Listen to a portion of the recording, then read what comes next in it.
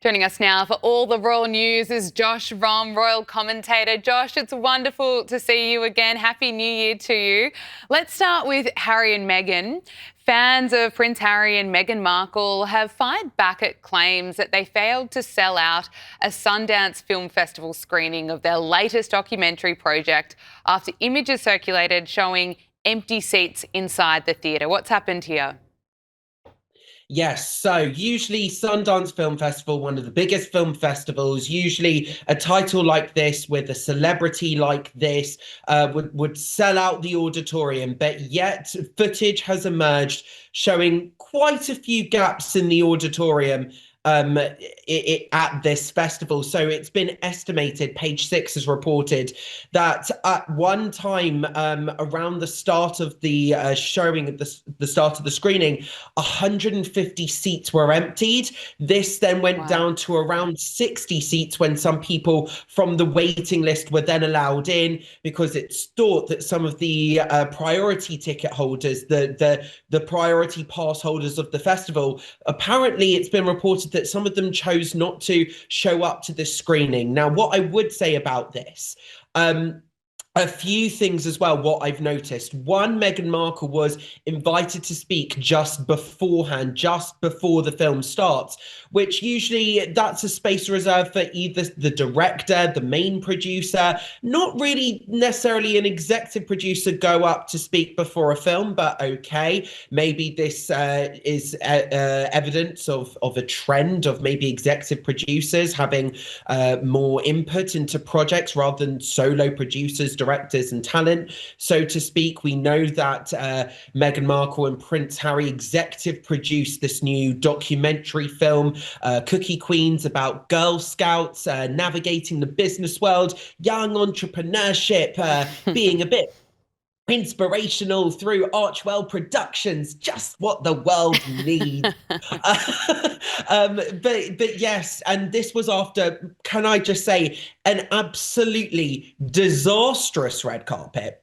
Because when speaking to Deadline, when speaking to Mark Malkin, it appeared to be Meghan couldn't recall either Prince Harry's favourite Girl Scout cookie flavour. And then when she was asked what her favourite was, she said, oh, well, everyone likes the mints or whatever. She couldn't even say authentically from her own thing when asked, my favorite flavor is this. When she's doing, bearing in mind, she wasn't doing that many solo interviews. She was doing mostly joint interviews with the film's director, with the documentary's director. And by the way, this comes just days after this huge court case where Prince Harry is completely lambasting the press in London. He's going on this crusade once again, in this case against Associated Newspapers. For those that may not know, that's the Mail on Sunday, the Daily Mail group. And I was there in the courtroom when I heard completely contradictory testimony.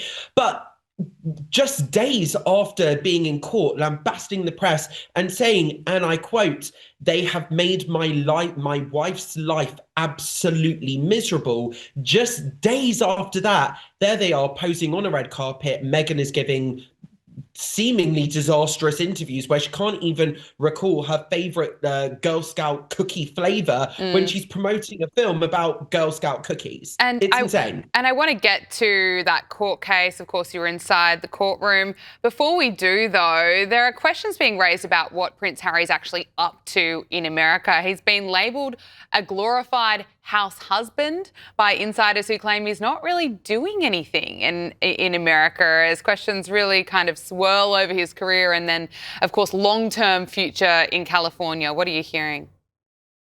Well, I'm hearing roughly the same. That's what sources are saying. Sources are saying he's not really doing anything. Glorified house husband is the thing. But I also think we need to look at it also at face value. What is he doing? Okay, he's working behind the scenes on the Invictus Games. That's obviously a long-term project that he's had before he stepped away as a working member of the royal family, and before he moved over to California. But you know, when it comes to what he's been doing, they obviously, the couple, the Sussexes, signed this huge big money Netflix deal, 5-year deal in 2020 that's now been completely downgraded to a first look deal. Then came Spare, that book, in his memoir in 2023. Again, a trashathon of the royal family. After, of course, the Harry and Meghan documentary that they produced and starred in on Netflix. I say documentary; it was more of a kind of docu-reality series. But that's the thing. Here's Meghan now, and when it comes to at the Sundance Film Festival, although Prince Harry was listed as an executive producer and he was there smiling for pictures and greeting some of the people in the film, he wasn't doing much interviews. No, Meghan was the one who was actually promoting the project, bless her. And then also Meghan at the moment, she's the one doing the With Love Meghan series. She's the one trying to flog her jam and her brands and her cookies and her flour sprinkles and honeys and jams and everything else that she's doing in as ever. I mean, listen, I know I say it like that, but listen, at least she's actually doing something.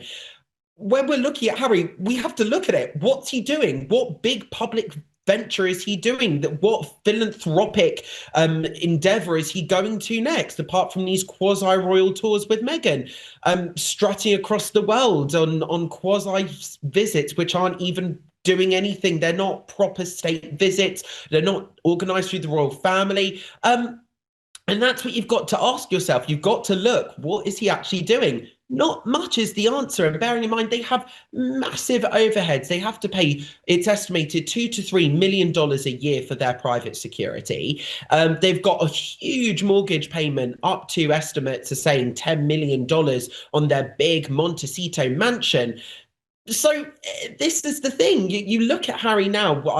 I've heard sources have told me and out there that he's been trying to look for more maybe speaking engagements on that sort of things, maybe doing corporate speaking sort of stuff. That's what he might be looking to do.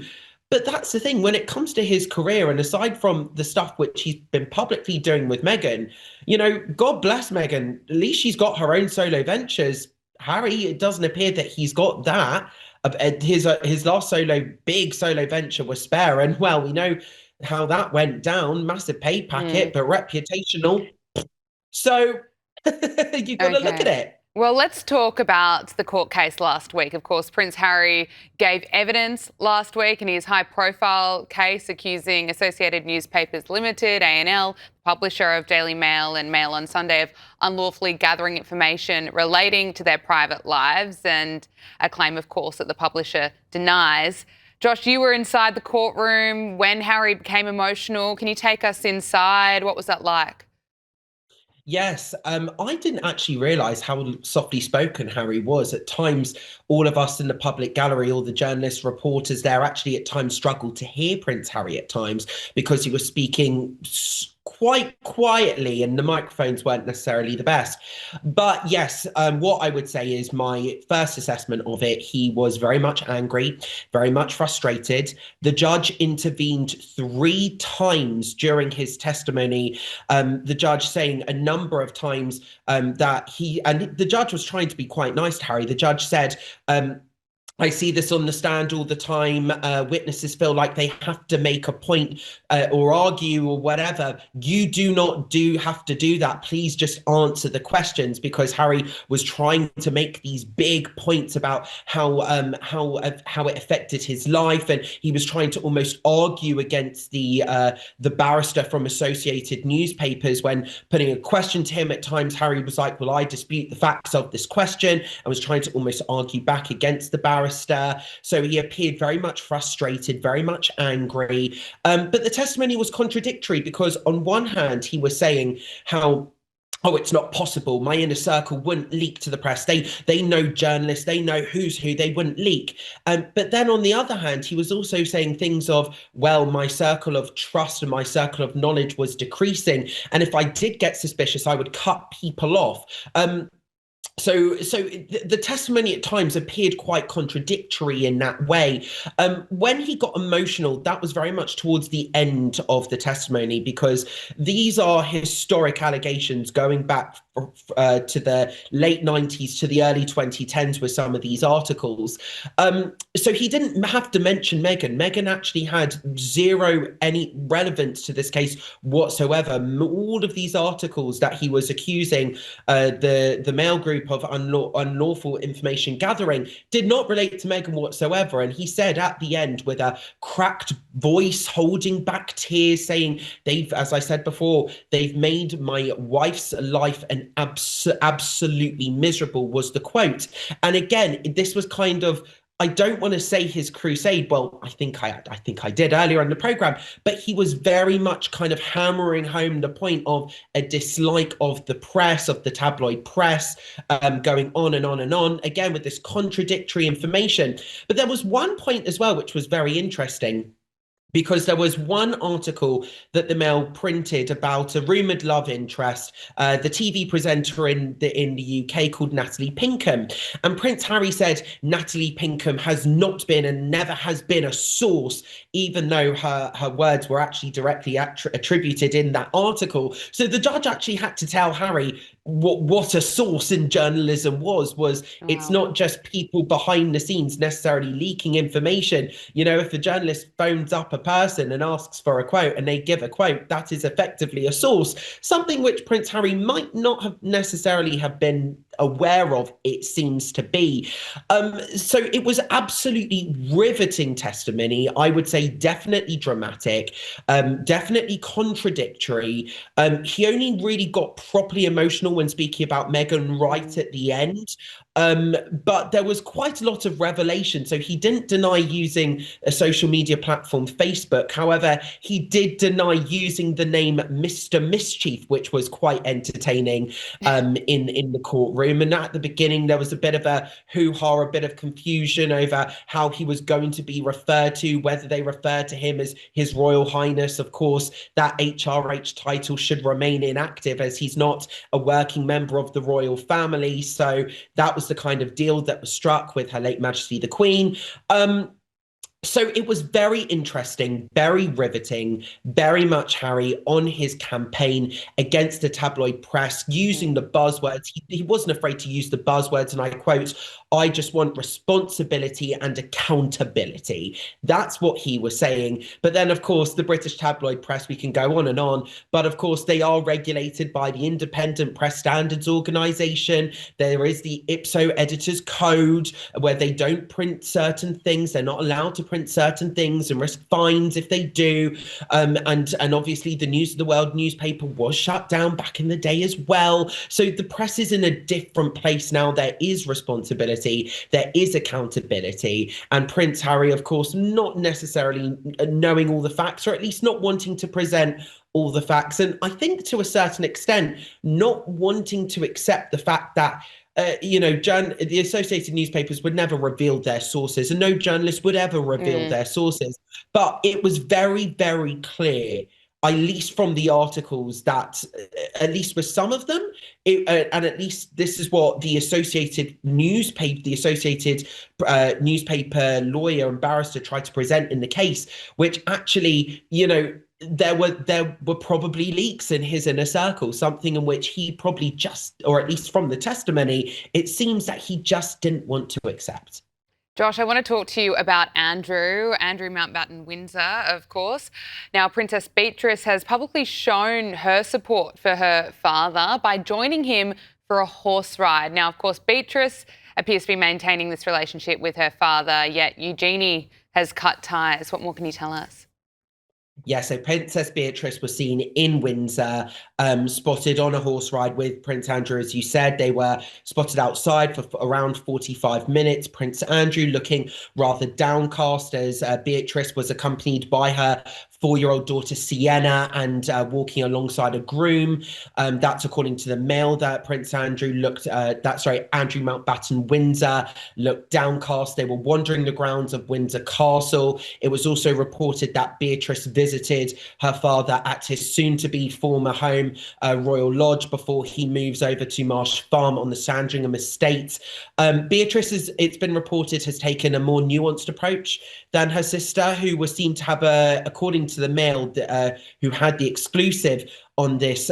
Eugenie took a rather, quote, dim view of some of her father's activities and his refusal to properly apologize to any of the victims of Jeffrey Epstein. Now, of course, Princess Eugenie works for the anti-slavery collective as well to help counter sex trafficking. So this is a cause that is very dear to her heart. So it's obvious. So you can see why she's taking this rather hardline approach with her father. We also know, of course, that Princess Beatrice was involved behind the scenes in the negotiations with the team from BBC Newsnight, most noticeably Newsnight interviews producer Sam McAllister, who was previously speaking to the palace in those months.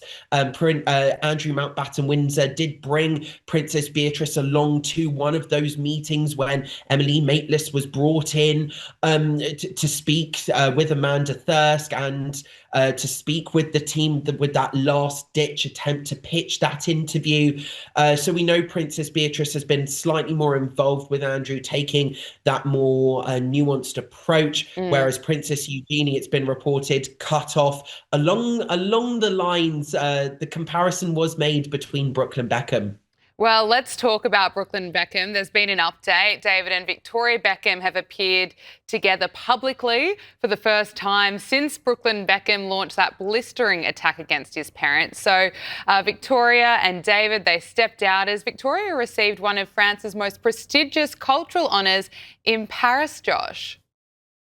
Yes, that's absolutely right. And I think what can be said about this is and people are saying online, this is a message to the royal family. This is how you do it, because it wasn't just David and Victoria. They were surrounded by the rest of the family. So Romeo and Cruz, their two other sons with their partners were there alongside their 14-year-old daughter, Harper Beckham, as well, which, by the way, she looked quite downcast at certain points, because actually when they were seen in Paris walking out of the venue all together, the paparazzi, I've seen the footage online, the paparazzi were asking, where's Brooklyn? Where's Brooklyn? Why isn't he here? Which seemed somewhat, I don't want to say nasty, but somewhat petty, the European press there. It's just a very sad situation. Brooklyn Beckham has gone absolutely nuclear with that blistering attack. And actually, one might say that actually Brand Beckham is doing exactly what Brooklyn Beckham was saying in his statement, closing ranks, having the photo opportunity, all the family there, all sticking together whilst their son across the globe is having this blistering, what's been called a nuclear attack on their parents, on his parents, with a carefully staged, carefully choreographed sort of public appearance, whilst all of this drama is circling round, whilst all the memes about the dancing at the wedding, which I've heard isn't necessarily of the gyrating sort of factor, which is what's been kind of circulating in the memes online. I've heard it's been kind of more intimate, more nuzzling on the neck, just slightly inappropriate. I don't want to say attention seeking, but very much Victoria being kind of in the center of attention at her son and daughter-in-law's wedding. It's been reported that Mark Antony called out for Victoria to come to the stage, saying the most beautiful woman in the room, Victoria Beckham, when of course when you're at a wedding you should always refer to the bride as the most beautiful woman in the room. But I think, you know, people actually have asked me when Brooklyn released that statement, my phone obviously blew up, people wanting the tea, wanting all the goss, wanting the information. And actually, what I think the situation boils down to is, and I think it's entirely possible that Nicola Peltz, I'm not saying she is, but she might be perceived to be spoilt and entitled and come from a billionaire. And then at the very same time, David and Victoria might have maybe a little bit of a problem with, you know, not having Brooklyn under their thumb anymore. Because if we do compare it to Meghan and Harry, I know a few people online have. Meghan was the one, when marrying into the royal family, was marrying into the name, the money, the status, the clout, being a princess / duchess. You know, that was what she was going into. Whereas this time around, it's Nicola Peltz's family. The Peltzes, they're the billionaires. They have money that David and Victoria could only dream of. David and Victoria pummeling their millions of pounds into what's been deemed as a failing fashion business for Victoria, even though I think it's fair to say her beauty empire has actually been the real moneymaker there and is actually a success, and the makeup and the beauty products have been a success for Victoria, as well as their Netflix documentaries. However, Brooklyn marrying into that family has given him agency to do what he wants. He's now got the support of Nelson Peltz, the billionaire hedge fund manager, businessman from America, who's supporting his business and his venture now. And so he's effectively, I don't want to say escaping the clutches, but he's the one moving away from being under the thumb of David and Victoria. And they might have a problem with loosening control, with that kind of loosening of control of Brooklyn, not having him under the thumb. As Brooklyn said in his statement, there was a problem with signing away the trademark or around the rights to his surname, the rights to his name, and he says that they've never been the same to him since. So those two things can come around that can be there at the same time, that, you know, Nicola might have gotten on the wrong side of David and Victoria Beckham, and she may or may not be spoiled and entitled coming from all of this money. I'm not saying that she is, just saying that it's speculation. And it also might be the case that David and Victoria might be controlling, might be difficult. You know, I know from working in the industry that actually David and Victoria are very much perfectionists when it comes to brand Beckham, when it comes to their brand. They're not necessarily the easiest people to deal with, especially at events on red carpets. You know, Victoria isn't necessarily the most approachable person to interview, so I've been told, and I've been there and I've witnessed it at certain events as well. Going back to 2012, I was at the launch of the Spice Girls musical Viva Forever. I was there with the charity that night, and wanting to take a picture with Victoria and David, you know, it wasn't necessarily easy. They weren't approachable. They're not necessarily the easiest people to deal with. So it might be a bit of a Johnny Depp and an Amber Heard situation where actually there's problems on both sides and they come together in a cluster, whatever, of absolute toxicity, which has kind of spilled out now into dirty laundry, gone absolutely nuclear, where we now have this incredibly sad situation of a family of being completely ripped apart. Just finally, Josh, before I let you go, I want to get your thoughts on celebrities who are speaking out against ICE, yet are being pretty quiet, saying nothing when it comes to what's happening in Iran. Let's just take a look at some of the celebrities that are speaking out against ICE. We've seen Natalie Portman and Olivia Wilde. They've been out wearing ICE out pins. Ariana Grande has been posting against ICE. So has Cynthia Nixon, Jane Fonda. A lot of celebrities not really saying much about Iran and what is happening there, with reports of tens of thousands of people being killed. The reports coming out of Iran, absolutely horrific. I must give credit to Dua Lipa. Dua Lipa has shared a powerful quote speaking up for the people in Iran. It says, "In Iran, we are seeing slaughter at a scale like never before. Use your voice. Iran cannot be silenced." The singer has told her 88.8 million followers, keep your eyes on Iran. Josh, can I get your thoughts? What do you make of the celebrities, of course, choosing to speak up against ICE, yet being quiet on Iran, and, of course, your thoughts on Dua Lipa speaking out for the people there?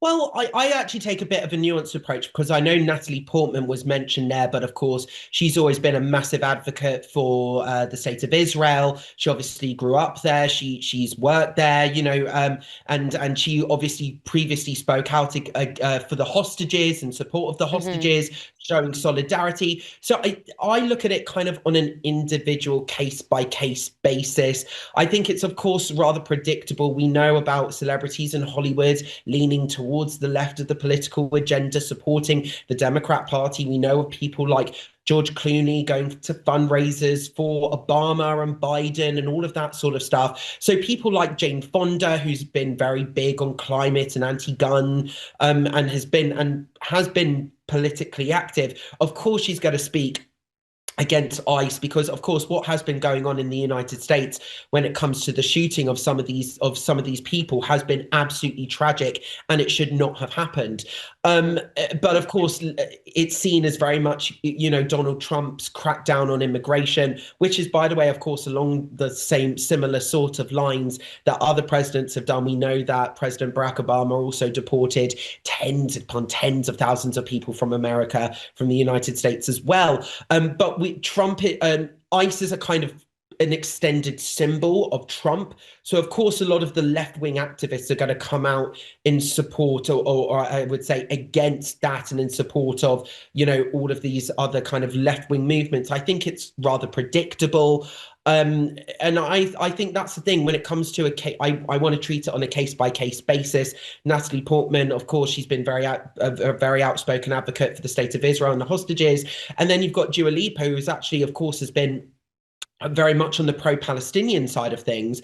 And now actually it's, she's one of these people that is speaking out on Iran, because I think a lot of people are highlighting the hypocrisy of people within the pro-Palestinian movement. For example, people like Cynthia Nixon, who have been so outspoken in support of Gaza, but yet does not say a single thing about Iran. Well, in this case, actually, fair enough to Dua Lipa. She's putting her money where her mouth is, and she's going, well, I can actually say this is terrible and this is terrible all at the same time.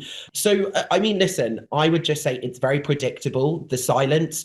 People like me from the Jewish community have been wearing our yellow ribbons for 2 years in support of the hostages, bearing in mind it's a apolitical symbol. And of course, I've only recently taken it off because the last hostage was returned home. But of course, we've been shouting from the rooftops, and we've seen firsthand the support from Iranians in the diaspora supporting the Jewish people worldwide against this persecution that we've been facing. Of course, we saw it firsthand in Bondi Beach as well. So, I take a view on celebrities. Yeah. I think, people will always have their platforms. People will always want to get on their soapbox. If they want to be hypocritical, let them. Josh Rom, all the way from London, thank you so much for joining us. It's great to speak to you again. Great to speak to you too.